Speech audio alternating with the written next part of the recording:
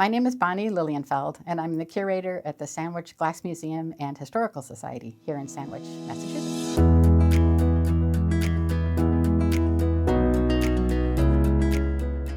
I first became interested in working in museums when I was a very young child. My mom was an antique collector. When I was little, my mom called one part of our house the Smithsonian. Fast forward 20 or so years after college, I ended up getting a job at the Smithsonian at the National Museum of American History.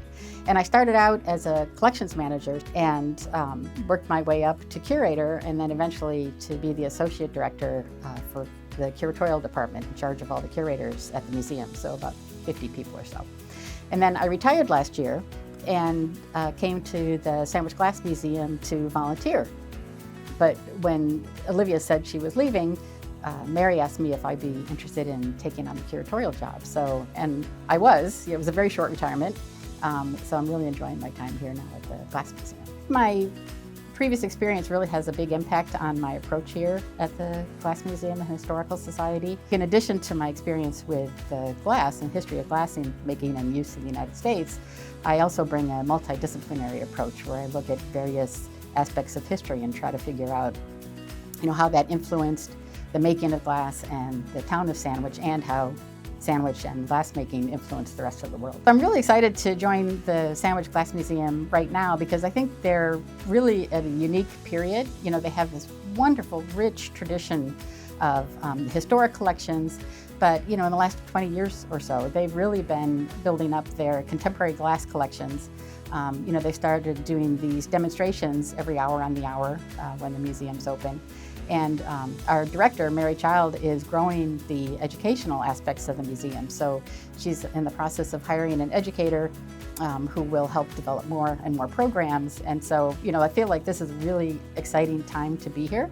And I'm really excited about kind of figuring out how the historical collections support of the exciting work that Mary and the educator will be doing here in contemporary glass. One of my favorite pieces and kind of one of the biggest surprises for me so far has been this wonderful red cased glass lantern that's on display in the gallery. And on one side it says Lincoln and Hamlin, and on the other side it says Wide Awakes. And I was so excited to see that because a curator used to work for me who wrote a book on the Wide Awakes. I had never heard of them before, but it turns out they were this really influential group that started about 1860. They were pro-Lincoln, anti-slavery. They started out as sort of bodyguards for some of Lincoln and other politicians at the time. And they grew and grew, and they wore black capes, and they carried lanterns on sticks over their backs, and they marched at night. And it just must have been so dramatic.